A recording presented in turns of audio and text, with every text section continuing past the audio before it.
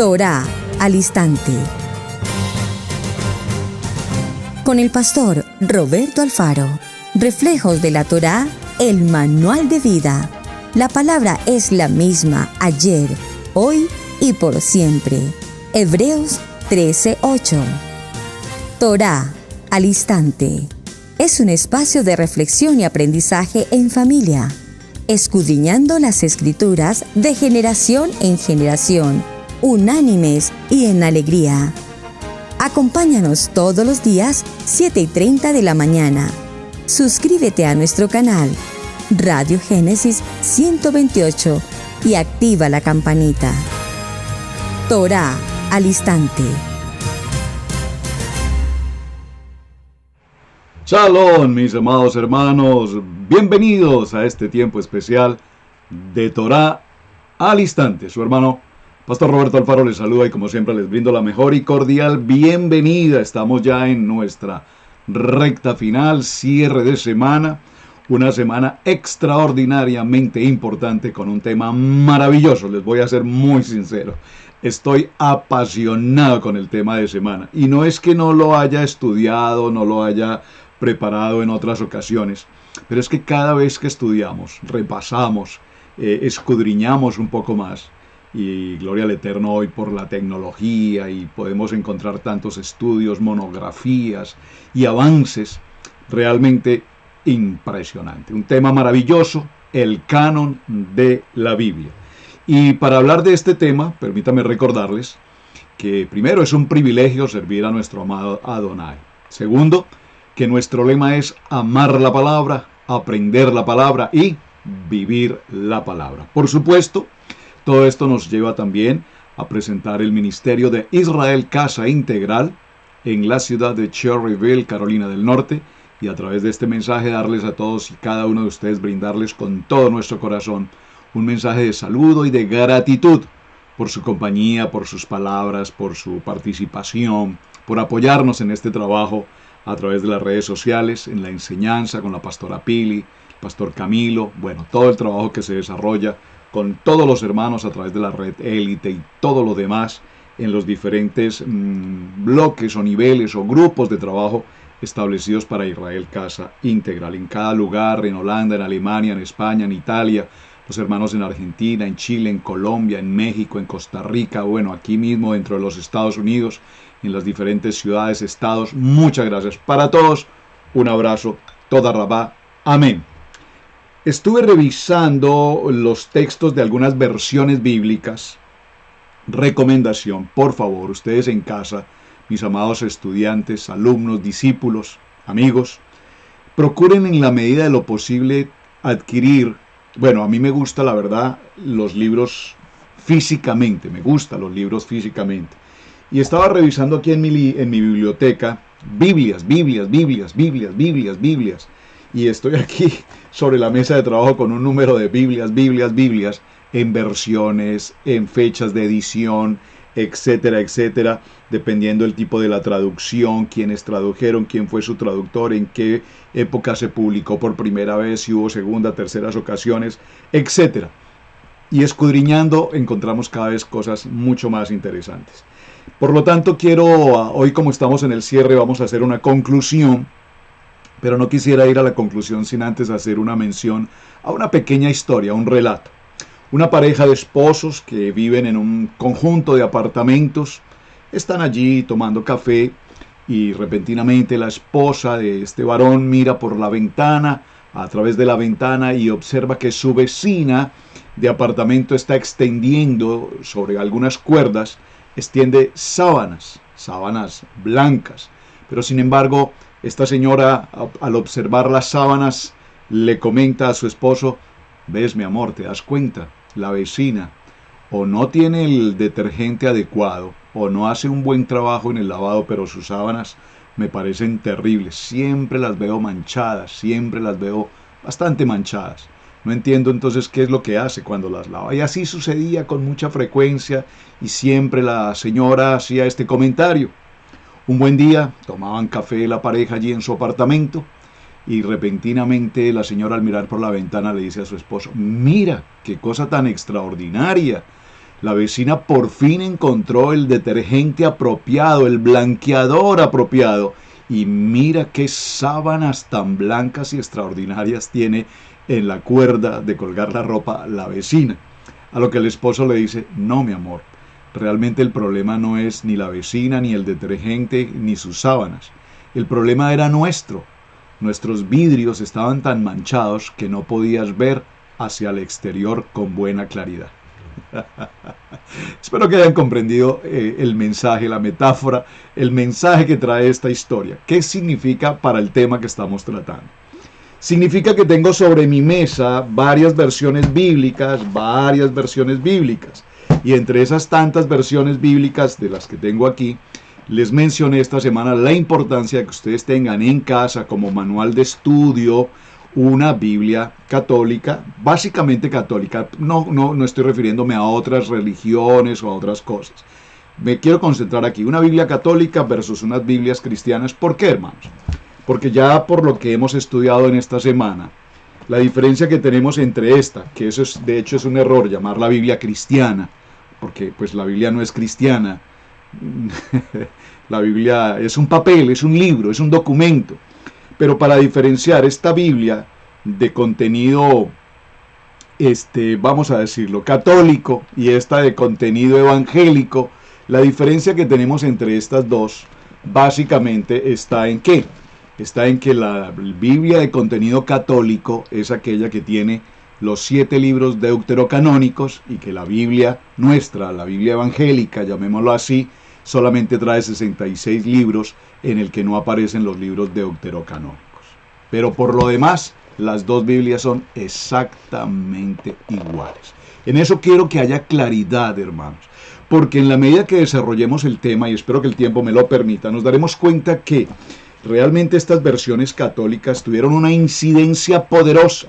Es decir, lo que diferencia la una de la otra en la Reforma o en el protestantismo es básicamente que de la segunda Biblia, la evangélica, se retiraron los libros deuterocanónicos.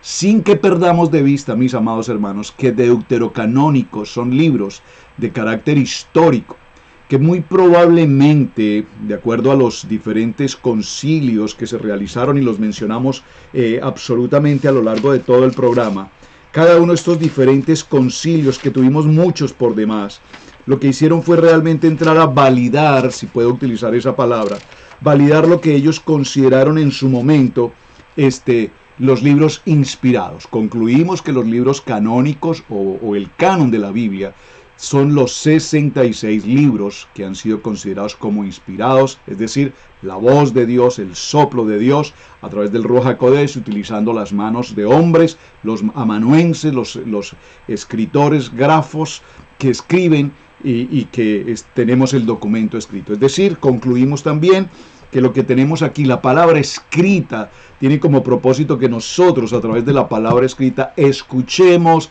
la voz de Adonai.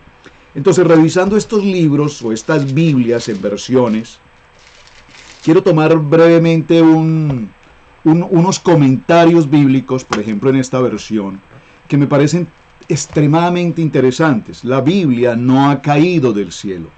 Aquí están libros que no se proclamaron desde las nubes con un parlante celestial, sino que se reunieron pacientemente a lo largo de los siglos en el seno del pueblo de Dios, gracias a la fe de sus minorías más conscientes.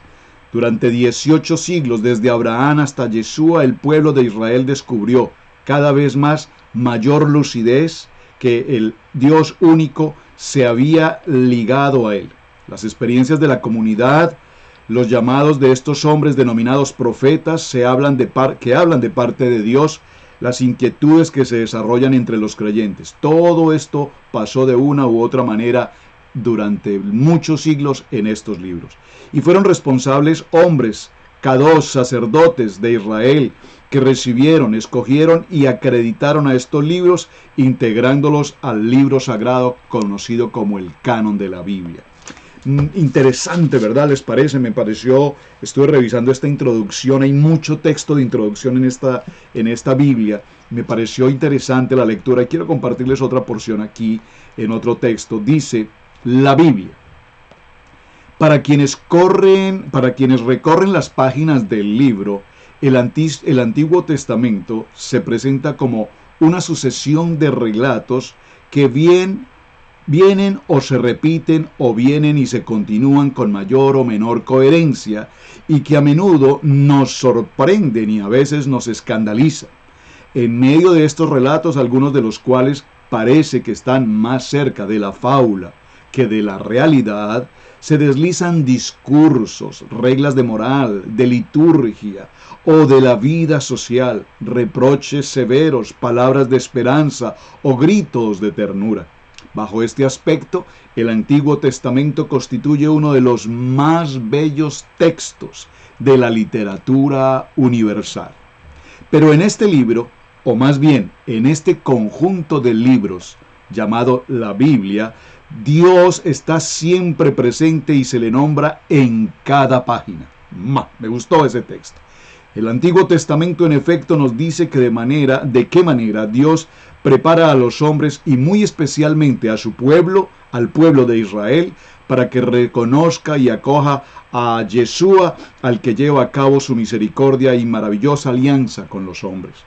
La Biblia es inseparablemente la palabra de Dios y es viva para el hombre.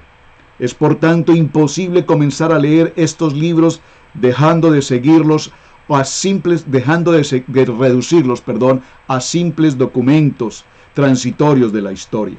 Si a la inversa olvidamos que Dios se comunica al hombre y se comunica aún hoy en día, en el corazón mismo de su historia, transformándonos a través de su palabra con una colección de leyes, de misbot, de ordenanzas religiosas o de los mismos textos que nos edifican.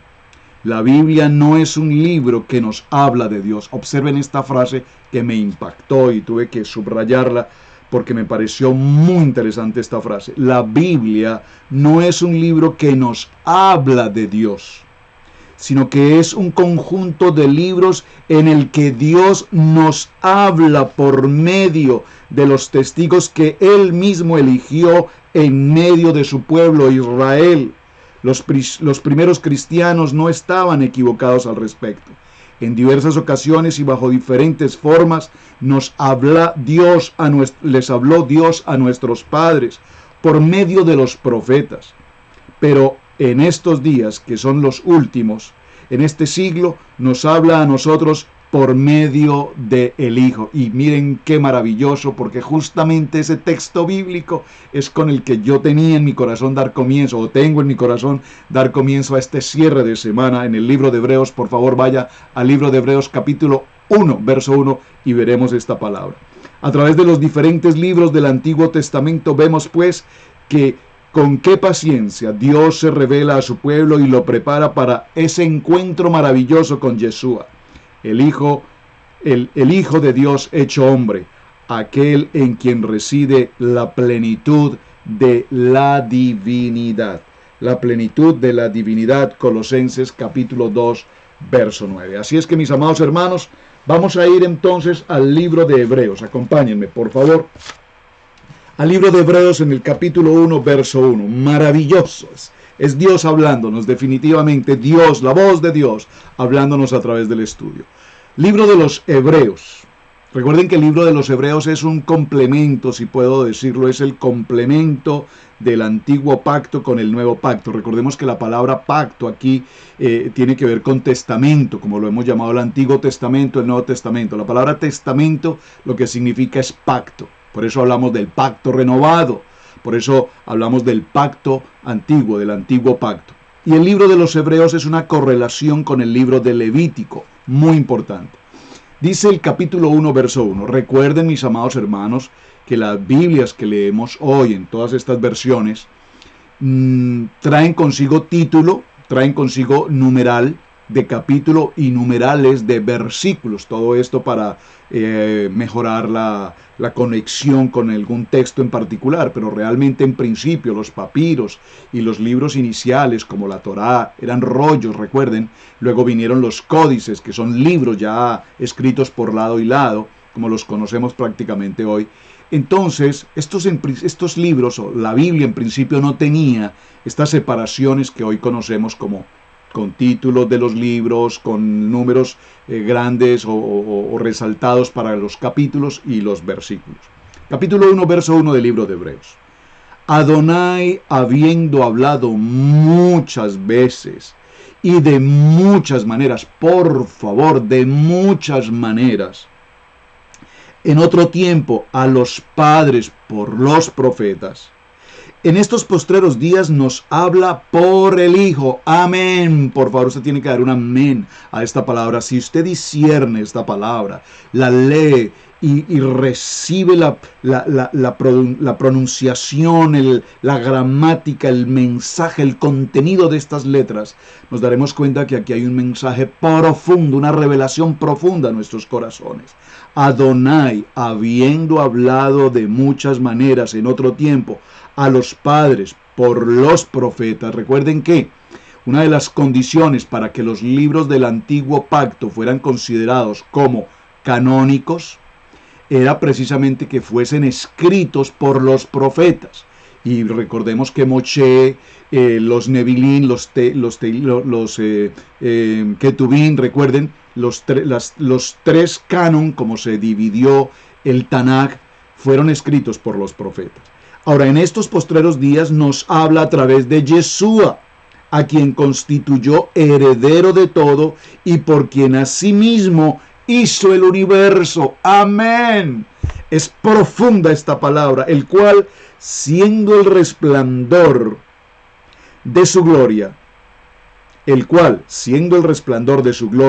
y la imagen misma de su sustancia, y quien sustenta todas las cosas con la palabra de su poder, Hebreos 4:12, porque la palabra tiene poder, habiendo efectuado la purificación de sí mismo, se sentó a la diestra de la majestad en las alturas.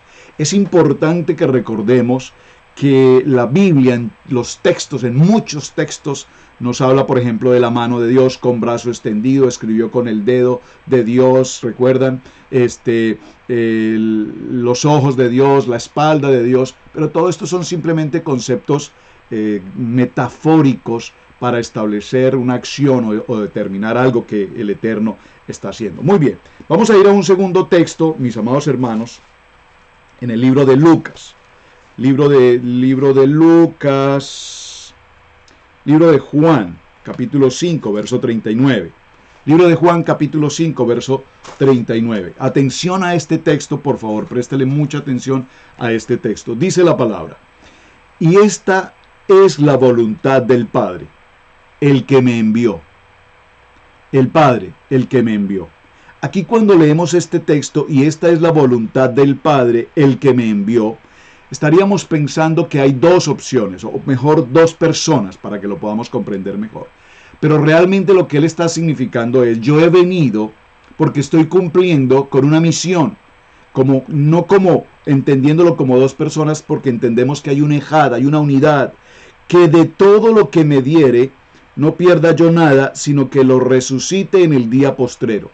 Y esta es la voluntad del que me ha enviado, que todo aquel que ve al Hijo y cree en Él tenga vida eterna, y yo lo resucitaré en el día postrero. Amén. Precioso texto. Ahora, mencionando estas palabras, vamos a ir a nuestra primera pausa, así muy pronto, y vamos a hacer el cierre, espero que el tiempo me dé, para que cerremos recopilando toda esta información maravillosa de la semana. Así es que, nuevamente, bienvenidos. Estudio Bíblico Maná, modalidad en línea. Este programa está dirigido a personas interesadas en el estudio sistemático plural y con una perspectiva hebrea de la Torá, la Tanaj, el Brit Hadashah. El diplomado está dividido en módulos. Cada unidad tiene una duración de 16 semanas. Cada semana, el alumno tendrá que realizar tareas y actividades sobre el tema para poder acreditar la unidad. A lo largo de cada módulo, al estudiante se le asigna un líder, para apoyar el crecimiento del estudiante en su jornada de aprendizaje. Comunícate con nosotros por medio de nuestro correo electrónico israelcasaintegral@gmail.com para más información. Muy bien, por favor, comuníquense con nosotros. Gracias a los hermanos que nos están acompañando por primera vez. Bienvenidos y por supuesto gustosos de que nos acompañen y participen a través del estudio de los módulos. Un trabajo maravilloso de preparación, de academia de palabra, y estamos trabajando de una manera extraordinaria todos juntos en las diferentes naciones. ¿Qué es entonces la Biblia? La Biblia dijimos que es la bendita Kadosh, palabra de Adonai, que ha sido revelada a través de los profetas en el Antiguo Pacto y de los apóstoles en el Nuevo Pacto, que es inspirada, es decir, el soplo de Adonai, la voz de Adonai, y que hoy la tenemos de manera escrita puntualmente, porque la Biblia tiene básicamente dos autores: el autor divino, que sopla la palabra, la inspiración divina, y los amanuenses, los escritos, los escritores, 40 hombres a lo largo de 1500 años, nos han permitido tener hoy este documento. Por eso, cuando tomamos nuestra Biblia en nuestras manos, usted no tiene cualquier libro, cualquier literatura, mi amado hermano, usted no tiene cualquier documento impreso entre los millones de Biblias, libros que existen en el mundo. Usted tiene un libro absolutamente santo, la palabra de Adonai, viva, eficaz y penetrante, que reargulle, que nos dirija. Tenemos un manual de vida, un manual de instrucciones, y a este contexto de Biblia lo conocemos como un canon, dentro del cual están, repito, los libros inspirados directamente por Adonai. Ahora, tenemos que hacer una pequeña diferencia. Recuerden que estamos en conclusiones del programa. Vamos a hacer una pequeña diferencia entre estos dos tipos de Biblias, que básicamente son la misma Biblia, pero que la diferencia la vamos a encontrar en el contenido interior respecto del número de libros y eventualmente también en la distribución de los mismos. Me explico. Lo que conocemos como la Biblia católica, aquí tengo una versión latinoamericana, muy interesante, la verdad, muy interesante. En el Antiguo Testamento, esta Biblia, o en el Antiguo Pacto, la Biblia conocida como la Biblia católica, tiene 46 libros, mientras que la Biblia evangélica, llamémosla así, trae consigo 39 libros. Estoy hablando en el Antiguo Pacto, o en el Tanaj, que también se conoce como la Biblia judía. En el Nuevo Pacto, las dos Biblias, la católica y la Biblia evangélica o protestante, si prefiere llamarla así, traen consigo el mismo número de libros, es decir, 27. Al hacer esta suma de los 39 y de los 27, tenemos un valor de 66. En la Biblia llamada cristiana tenemos 66 libros, y en la Biblia llamada católica hay una cantidad de 73 libros. Esa diferencia de libros es lo que conocemos como los libros deuterocanónicos. 7 libros. Esos libros deuterocanónicos, recuerden que la palabra deutero significa segundo. Y canónicos, recuerden que la palabra canónicos viene de un contexto de caña, de medir, de norma, de regla. Entonces esos son los libros deuterocanónicos, que tenemos en total 7. Se los voy a repetir porque, repito, estoy en el mensaje. El libro número 1, el libro de Tobías o Tobit, también libro de Tobit o Tobías. Libro número 2, el libro de Judith. Libro número 3, el libro de Baruch. Libro número 4, el libro de Sabiduría. Libro número 5, el libro de Eclesiástico. Libro número 6, primer libro de Macabeos. Y libro número 7, segundo libro de Macabeos. Muy importante, mis hermanos, muy importante, porque estos libros son los libros deuterocanónicos. Es muy probable que no hayas escuchado la palabra deuterocanónico, sino que muy probablemente hayas escuchado la palabra apócrifos. Realmente esta palabra apócrifos, el concepto de apócrifos es diferente realmente al deuterocanónico. La palabra apócrifo significa escondido, oculto, no inspirado, o libro de dudoso origen. realmente en el contexto de la grafía o de la grafología, la palabra apócrifo se utiliza cuando se tiene un documento del cual se sospecha, se duda de su autenticidad o de su origen. Es muy importante que tengamos presente eso, porque los deuterocanónicos no son libros apócrifos, son libros segundos, de los que evidentemente, repito, estos libros no se rechazan, pero se considera que no tienen plenamente la inspiración. No significa que no la tengan. Por favor, présteme mucha atención. Se consideró que no la tenían, y esto básicamente, haciendo lectura a algunos textos, nos damos cuenta que las narrativas se salen un poquito del sentido espiritual y se escriben en una narrativa más humana, más coloquial, si puedo utilizar esa frase. Ahora, ¿por qué quiero mencionar esto? Porque evidentemente hay libros que podríamos considerar apócrifos. Por ejemplo, el Evangelio de Judas.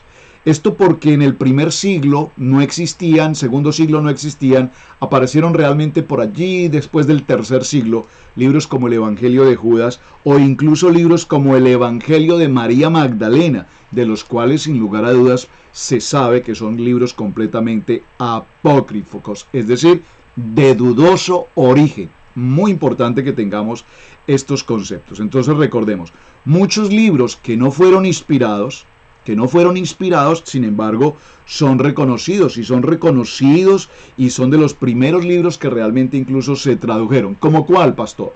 Hay uno que se los voy a dejar de tarea. No lo puedo entrar a detallar por el tiempo, no nos lo permite, pero que se los voy a dejar de tarea. Por favor, prométame, mi amado amigo, hermano, que esta tarea la va a hacer porque es para tu edificación. El libro se llama Didaché.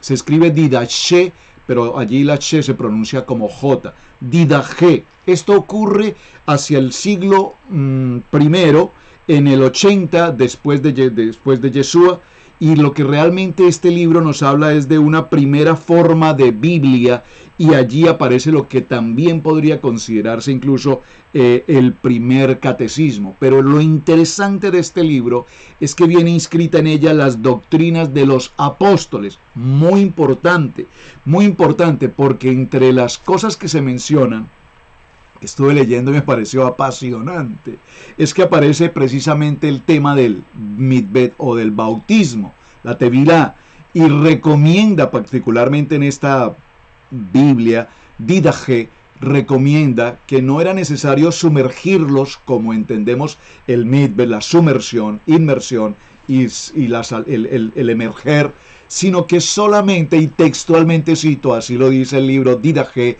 dice que se puede bautizar con chorritos, textualmente lo dice, estoy utilizando la palabra textual, con chorritos de agua, como en unas épocas modernas donde se salpica o con una vasija se les riega cierta cantidad de agua, se esparce cierta cantidad de agua sobre la cabeza del bebé.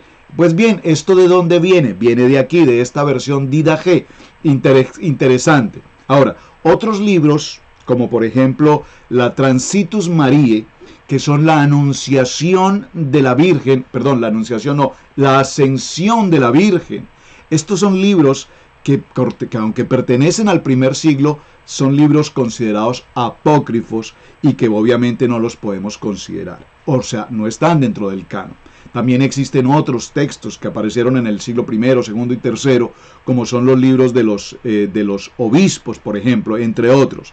Ahora, es importante recordar, mis amados hermanos, y hacernos una pregunta. Leímos una porción, vamos a esa cita, en el segundo libro de Timoteo. Vamos a esa cita para hacer un pequeño ejercicio.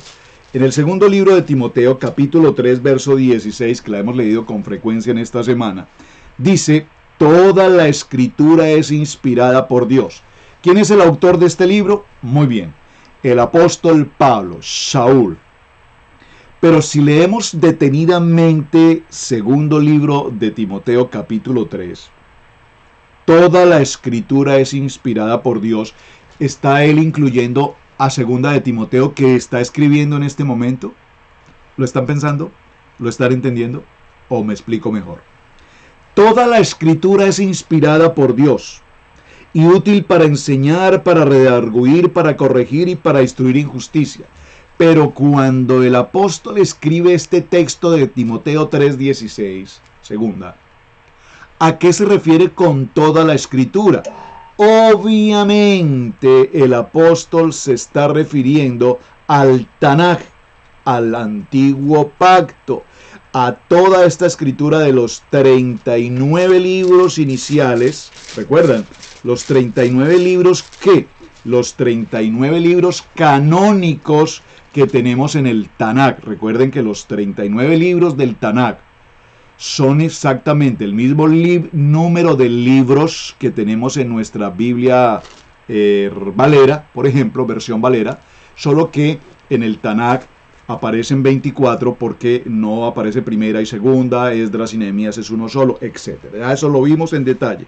Pero repito, haciendo mi reflexión, ¿qué traducción estaba estudiando en este momento Pablo para enseñar esta porción de Timoteo? Y es interesante porque para el tiempo de Pablo, la Biblia vigente en ese mismo momento es la Biblia que corresponde a la versión Septuaginta. La versión Septuaginta en Alejandría, recordemos esto, utilizó a 72 hombres judíos, vamos a decir los rabinos de la época, hombres maestros, jajam, sabios, que hicieron la traducción del hebreo al griego y que esas 72 traducciones fueron idénticas absolutamente en el contenido, que se llama la versión de los 70 para cerrar en un número correcto, en un número cerrado, no dejaron 72, la Biblia del 70, y así es conocida la famosa Septuaginta. Ahora, es interesante porque en esta Septuaginta se incluyen precisamente los libros deuterocanónicos, y esto fue punto de partida para que existiera una gran rivalidad teológica entre los estudiosos de la época, porque todo libro que se considerara tomado del griego debía definitivamente no aparecer. Entonces aquí hubo una separación entre judíos ortodoxos y judíos que no admitían los libros deuterocanónicos porque no los consideraban como inspirados, obviamente. De tal manera que es interesante cómo todos estos diferentes concilios que hemos mencionado, y hay mucho tema que tratar allí, fechas, momentos, quienes participaron, pues ninguno de ellos tenía un índice establecido de cuál iba a ser el orden de los libros y cuáles los libros definitivamente inspirados. Por lo tanto, el trabajo de selección, el trabajo de clasificación fue un trabajo hasta nuestros días realmente impresionante. Mencioné en el transcurso de la semana, espero que sí, mencioné que hoy, para el siglo XXI, las editoriales del siglo XXI hoy no tienen el ministerio de la Biblia como un ministerio evangelístico, como un ministerio misionero, como un ministerio de servir. Realmente tenemos que ser claros que hoy la mayoría de las casas editoras que imprimen Biblias, lo único que tienen en particular es un interés económico, comercial sobre el libro, comillas, más vendido en el mundo. Observan, el libro más vendido en el mundo, más vendido, es decir, un interés económico. Pero esto ha dado pie, y lastimosamente así ha sido, para que hasta nuestros días hoy conocemos no quisiera dar nombres, pero hasta hoy tenemos la Biblia versión pastor fulano de tal. La Biblia versión pastora fulana de tal. Y lo impresionante es que las gentes, los creyentes, compran las Biblias porque trae el comentario del pastor Pal, o el pastor tal, o el pastor X, el pastor Y, el pastor Z. Por favor, mis amados hermanos, por favor, no nos prestemos para ser parte del uso comercial de estos editores que lo único que hacen es negociar con la palabra de Dios y ofrecer Biblias, Biblias hoy de género, Biblias en las que se omiten estas palabras, Biblias direccionadas hacia este tipo de hombre o hacia ese tipo de mujer o hacia ese tipo de género. Creo que usted me está entendiendo a lo que puedo referirme, porque ustedes saben que ahora no no podemos usar ciertas palabras en estos mensajes, etcétera, etcétera. Pero por favor, no seas parte del show comercial. La Biblia, la santa palabra de Dios, no es un asunto de negocio. Y hemos visto y mencioné puntualmente la NBI, la versión internacional, decidieron sus autores humanos, muy teólogos y muy estudiosos, decidieron eliminar más de 1200 versos de la Biblia y acomodarla a su pensamiento con una mentalidad abierta, con una mentalidad castellana, con una mentalidad acomodada. Por favor, ya les mencioné, usted decida qué va a hacer con ese tipo de documentos que realmente no vale la pena siquiera abrirlos para mencionar. Ahora, aparecen personajes como Martín Lutero, y no voy a entrar a su historia, pero este monje agustiniano se para se retira mejor del contenido de la Iglesia Católica y él proclama lo que nosotros conocemos como la Reforma Protestante. Pero es muy interesante porque Martín Lutero elimina algunos libros del contenido bíblico considerándolos como no inspirados. Por ejemplo, Lutero fue uno de los que añadió en el libro de Romanos capítulo 3 verso 28, leámoslo, dice: porque pensamos que el hombre es justificado por la fe. Pero él agregó: porque pensamos que el hombre no es justificado, el hombre es justificado solo por la fe, sin las obras de la ley. La palabra solo no aparece en el texto original. Ahora, ¿por qué lo quise mencionar particularmente?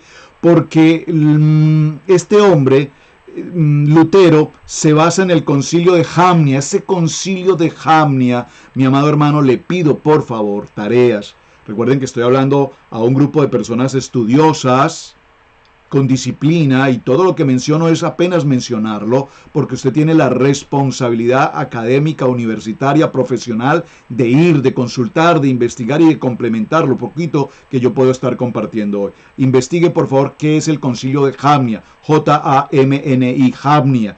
Y en ese concilio nos daremos cuenta cuán importante es ese concilio hasta nuestros días. Y en este concilio de Jamnia, este concilio judío no cristiano, en el año 90 después de Yeshua, aparece una definición de lo que era el canon hebreo. Jamnia elimina los 7 libros deuterocanónicos y entonces vemos que allí viene todo este proceso. ¿Por qué los judíos hacen este concilio de Jamnia? ¿Por qué? Los cristianos se apropiaron de la Septuaginta, lo que era el antiguo texto griego. En el año 90, los escritores cristianos son reconocidos por la gente como una revelación divina. Recordemos que es muy importante tener presente cómo Martín Lutero también da la versión de la Biblia del latín al alemán. Muy importante esto, muy importante. Este concilio de Jamnia se basa básicamente en 3 fundamentos. Incluir, présteme mucha atención, Jamnia, solo lo voy a mencionar, incluir solamente los textos que aparezcan en hebreo y en arameo. Esto automáticamente desclasifica los libros deuterocanónicos y los textos de los apóstoles, es decir, los del pacto renovado. ¿Por qué? Porque estaban escritos en griego. Es impresionante lo que está sucediendo aquí. Entonces vemos por qué los apóstoles escriben en griego. Es una muy buena pregunta.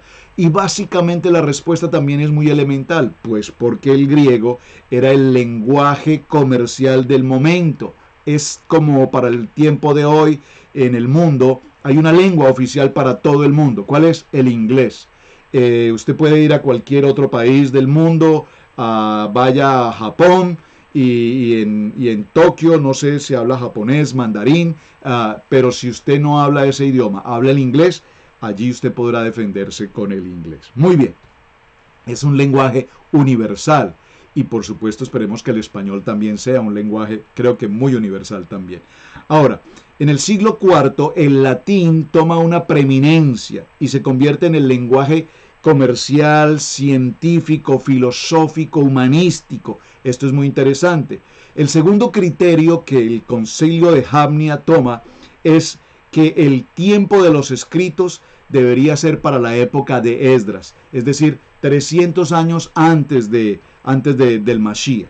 Y el tercer criterio es que estos libros debían tener comprensión para toda la comunidad. Ahora, muy importante recordar, mis amados hermanos, no olvidemos que el pueblo de Israel fue esparcido, y dentro de ese proceso de expansión ellos se establecen en una ciudad en Egipto que es Alejandría, y allí en Alejandría hay ciencia, hay academia, hay estudio, hay libros, y todo el contenido de estos libros en principio está a través del contexto griego. Allí aparece un personaje muy importante que es el rey de Alejandría, quien Ptolomeo II, Filadelfo, que pide a los 72 ancianos judíos que sean ellos quienes traduzcan del griego al hebreo lo que sería el Nuevo Testamento. Así surge, repito, la versión del 70, que esto ya lo he mencionado, y resaltar muy importante que esta versión del 70 contiene los libros deuterocanónicos. Ahora bien, ya mencionamos igualmente que para la época de Yeshua, ¿qué versión bíblica existía? Pues obviamente para la época de Yeshua la versión que existía es justamente esta versión de Alejandría, la versión de la Septuaginta. Muy importante que usted tenga presente esta información. En esta versión de la Septuaginta notaremos que era la versión que se ocupaba en el momento y era el tiempo en el que Yeshua estaba allí. Por lo tanto, fue un texto que él, por supuesto, pudo tener a su mano y pudo leer. Ahora, ya vimos el contexto de lo que es la versión de la Septuaginta y sería importante que definiéramos una pregunta más. ¿Quién definió entonces los libros canónicos que conocemos hasta hoy? Y aquí hay algo impresionante. La participación de los sacerdotes o de los líderes católicos fue fundamental en toda esta historia, prácticamente. Por eso he hecho tanta insistencia en que la Biblia católica y la Biblia evangélica son exactamente el mismo libro, tendrán alguna variedad en las traducciones, en las versiones bíblicas, y que la única diferencia entre una y otra básicamente está en que la Biblia tradicional católica reconoce a los libros deuterocanónicos, mientras que lo que llamamos la Biblia evangélica o protestante no los reconoce. Ahí está el punto, y esto tiene orígenes, repito, a través de toda la historia de cada uno de los diferentes concilios. El concilio de Roma en el año 382 después de Yeshua, el Papa San Dámaso I, que fue quien confirmó en el concilio de Hipona el concilio de Cartago, que viene en el año 393 al 397, y establecen los 73 libros, definieron los 73 libros de la Biblia tradicional católica, que posteriormente, repito, lo que se hace en la Reforma es básicamente, en el concilio de Cartago y todos estos demás concilios, lo que se hace básicamente es eliminar los 7 libros de la traducción católica y quedarnos con los 66 de la versión Valera, entre otros. Vamos a nuestra segunda pausa y ya regresamos. ¿Qué significa la fiesta del Eterno? ¿Cómo se celebra? ¿Debo celebrarla? Acompaña a los pastores Alfaro en este viaje bíblico. Queremos enseñarte de una manera bíblica cómo celebrar estas fiestas y su cumplimiento en el futuro.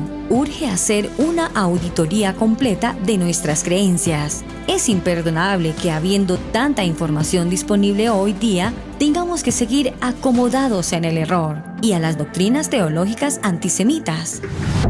Te invitamos a que te suscribas a nuestra página en youtube.com, Israel Casa Integral.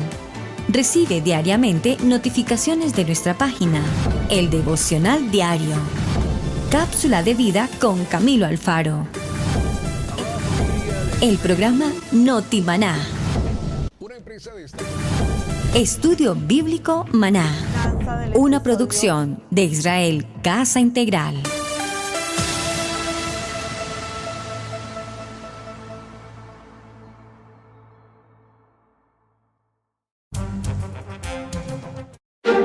¿Qué significa? Israel Casa Integral. Bueno, aquí atendiendo los controles y cometiendo algunos errores. Muy bien, continuemos. Espero que el tiempo esté bien. Permítame, por favor. Bueno, ya estamos a pocos minutos. Dentro de todo este proceso de las traducciones bíblicas en el año 1280 después de Yeshua, Vienen traducciones como la Biblia Alonsina, es una versión muy importante, Alonso. Quisiera detenerme allí, no lo voy a mencionar porque lastimosamente repito el tiempo, se los dejo como tarea. Pastor, ¿cómo está dejando de tarea? Sí, hay un tema muy amplio que tratar y hay mucho trabajo por hacer. Entonces, ¿cuáles fueron los criterios básicamente que la iglesia primaria católica utilizó para definir lo que conocemos como el Antiguo Pacto o el Nuevo Pacto? Recordemos, en el Antiguo Pacto establecer que fuera determinada por profetas, en el Nuevo Pacto que fuera establecida por apóstoles. Esta norma tenía o tuvo algunas excepciones, ya las mencioné, como cuáles. El ejemplo de Lucas, que no fue apóstol, pero fue avalado por Pablo, y el ejemplo de Marcos, que no fue apóstol, pero que fue avalado por Pedro. Esas excepciones podríamos considerarlas. El segundo aspecto que consideraron para el nuevo pacto fue que el libro fuera utilizado en las liturgias. Y es lo que tenemos hoy. Miren, amados hermanos, cuando entramos al tema de raíces hebreas de nuestra fe, comillas, esa palabra raíces hebreas, me gusta decir estamos estudiando Torá, estamos estudiando el Tanakh, las raíces hebreas. Volveos por la senda antigua. ¿Cuál es la senda antigua? El camino, Yeshua HaMashiach. Nosotros pensamos que volver por la senda antigua es hablar hebreo. Muy importante y fundamental que podamos estudiar el hebreo, aprender el hebreo, leer el hebreo. Eso nos permitiría, por supuesto, una mejor comprensión de la lectura bíblica, sin lugar a dudas. Por favor, desde luego que sí. Ahora, pero es muy importante que la liturgia es uno de los segundos requisitos para el nuevo pacto. La liturgia. Si nosotros nos damos cuenta hoy, mis amados hermanos, y empezamos a hacer un balance, ¿qué nos diferencia del contexto católico al contexto evangélico? Sí, usted me va a dar algunas diferencias básicas, ¿como cuáles? El sacerdote en la Iglesia Católica no se casa. El pastor en la Iglesia Católica se puede casar, tener hijos. El de la Iglesia Católica no sabe lo que se está perdiendo. Es una broma. Que salimos de las imágenes, de la idolatría. Pero una cosa es que no tengas cuadros, no tengas imágenes, no hagas idolatría. Y otra cosa es que conserves tu idolatría en tu corazón. ¿De acuerdo? Y el ritual. Pero en términos genéricos, la liturgia básicamente es la misma, unos un poco más religiosos que los otros. Pero a donde quiero llegar en el contexto es que en los dos casos que estoy tratando, desde el 1 y el nivel 1 y nivel 2, de la Iglesia Católica y de la Iglesia Evangélica, estamos utilizando la misma Biblia. Entonces se anatemizó, ¿está bien? Anatemizó el tema de los deuterocanónicos. Entonces, como esta Biblia trae libros deuterocanónicos, esta es una Biblia anatema. No la podemos ni siquiera tener en casa, no la podemos siquiera considerar, no la podemos siquiera leer. Por favor, es nuestra misma Biblia, versión Valera o versión del nivel 2, con la diferencia de que incluye los deuterocanónicos. Y yo le voy a decir algo, mi amado hermano. Si tú no has leído los libros deuterocanónicos, no sabes lo que te estás perdiendo. Es muy importante, por favor, tome la disciplina hoy como un hombre kadosh, como una persona que estudia la palabra, de tomar los libros deuterocanónicos y a cambio de hablar mal de ellos o repulsarlos o anatemizarlos o diabolizarlos sería una palabra correcta, no sé, de ponerlos en esa condición, léelos, porque el contenido histórico y el contenido bíblico que traen son extraordinarios y no podemos pasar esto absolutamente por alto. Por lo tanto, nos daremos cuenta que, repito, estos 73 libros tienen una gran importancia y necesitamos considerarlos. Haciendo una pequeña línea del tiempo, y tengo que ser muy rápido en esto, desde el año 1500 antes de la era, tenemos entonces el principio de la Torá. Del 500 al 600 viene el tiempo de la diáspora. Del 246 al 285 aparece entonces la Septuaginta, la versión de los 70. Y recordemos que luego viene en el punto cero la partida de lo que va a ser el nuevo pacto. Del 46 al 95 aparece lo que hoy conocemos como el nuevo pacto con los 27 libros. Recordemos que dentro del nuevo pacto hubo algunos libros que también fueron considerados no a tanto el contexto apócrifo, sino deuterocanónicos, como cuáles mencionamos Hebreos, mencionamos libro de Apocalipsis, entre otros Santiago, ya sobre ese tema hablamos. Y esta clasificación duró 6 siglos, hermanos, 6000 años, para que se pudiese establecer realmente en qué momento aparece el nuevo pacto, lo que conocemos como el Brit Hadasha.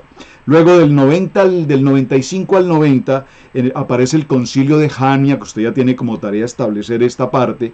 Y finalmente, del 382 al 397, la Iglesia Católica establece entonces los 73 libros que conocemos de esta Biblia, que posteriormente, 16 siglos después, Martín Lutero define como no inspirados, los deuterocanónicos y algunas cartas del Nuevo Testamento.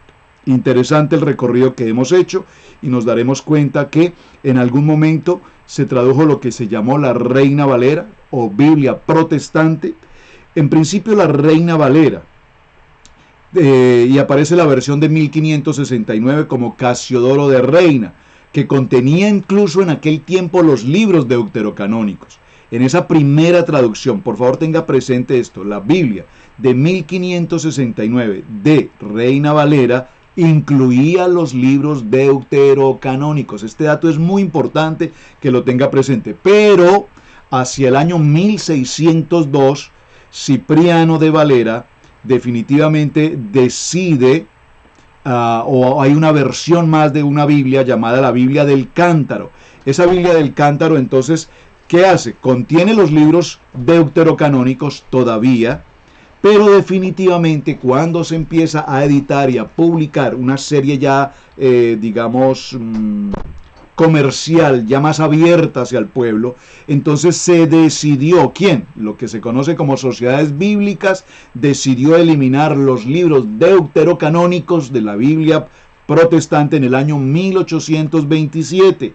Y esta es, así a grosso modo, mis amados hermanos, la historia.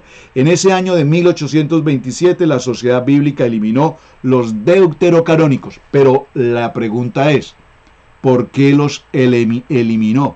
Y la respuesta es sorprendente. ¿Por qué crees tú, mi amado hermano, que este historiador protestante Báez Camargo nos cuenta en el año 1827 que las sociedades bíblicas deciden eliminar de la Biblia Valera los deuterocanónicos? Muy importante este dato y muy importante esta fecha, 1827.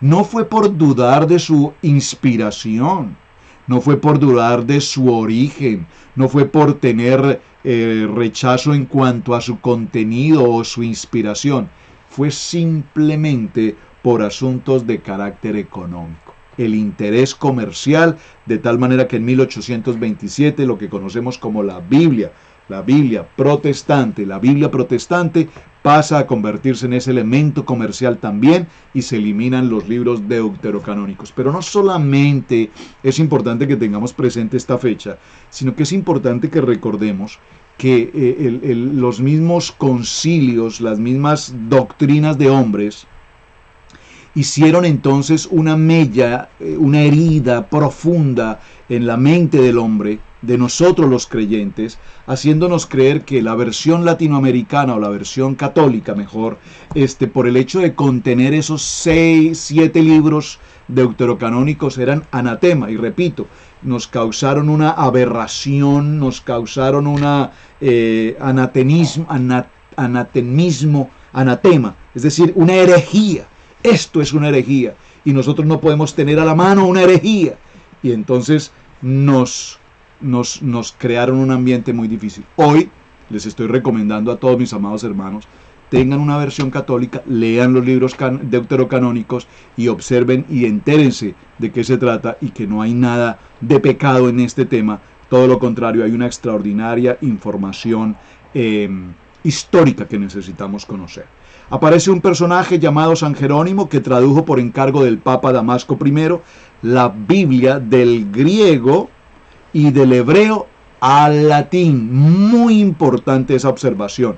Esa versión de la Biblia traducida del griego, es decir, la Septuaginta traducida del griego, de los judíos ortodoxos griegos, que ahora va a ser traducida al hebreo, del griego y del hebreo al latín.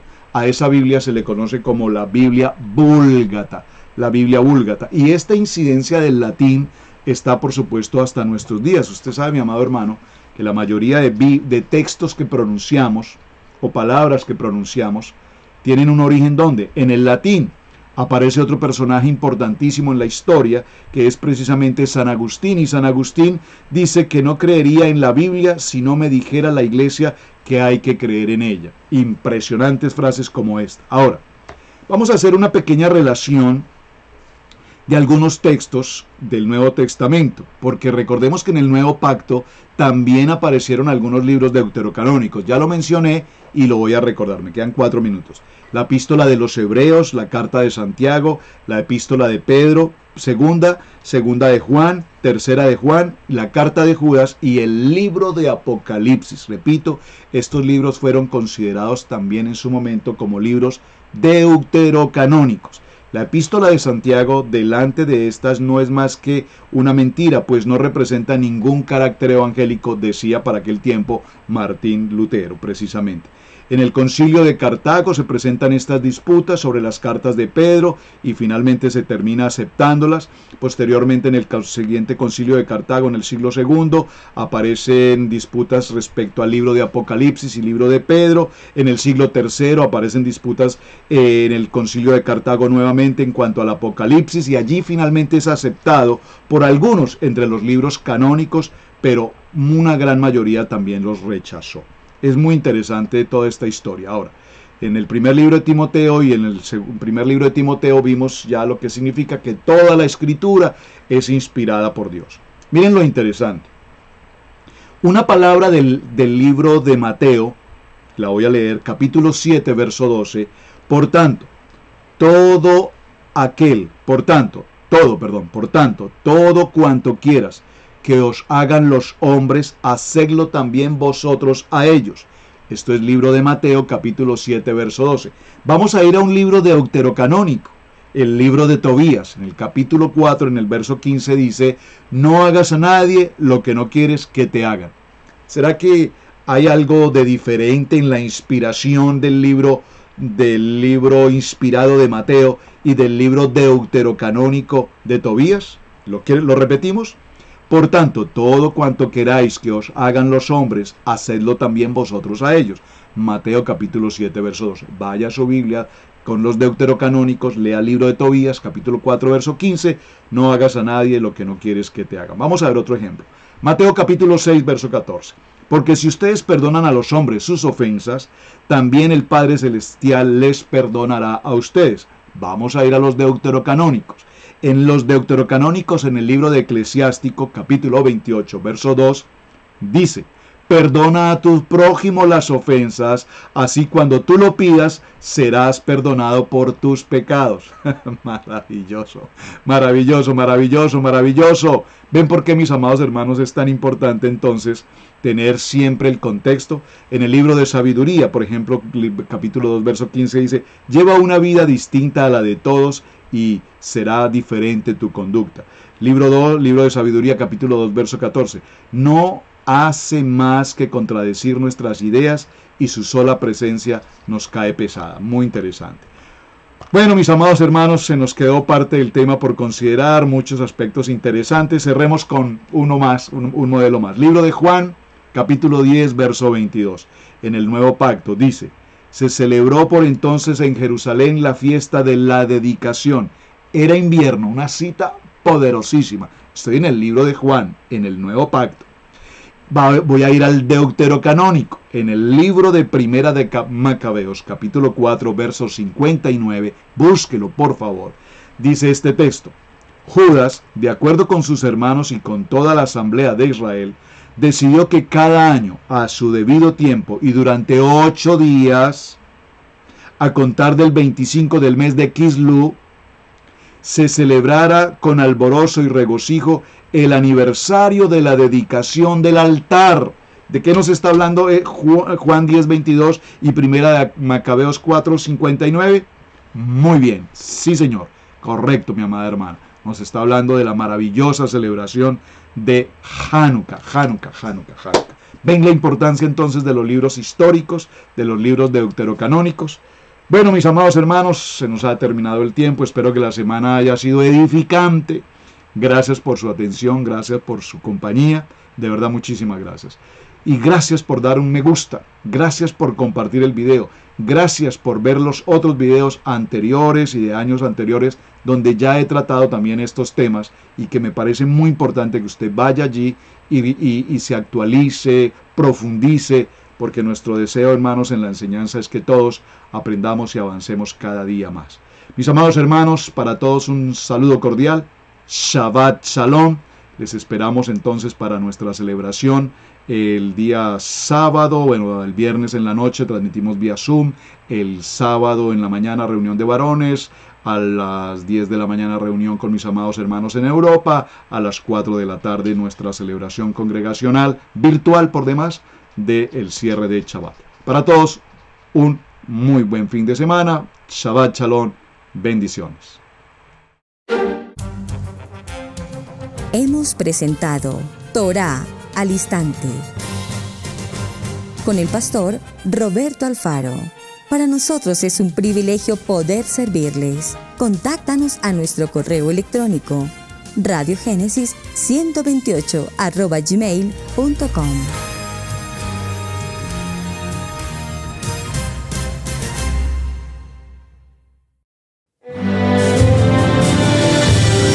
Mateo 10, 6 al 7. Vayan mejor a las ovejas perdidas de la casa de Israel. Y al ir, proclamen, el reino de Yahweh está cerca. Suscríbete a nuestro seminario Raíces Hebreas.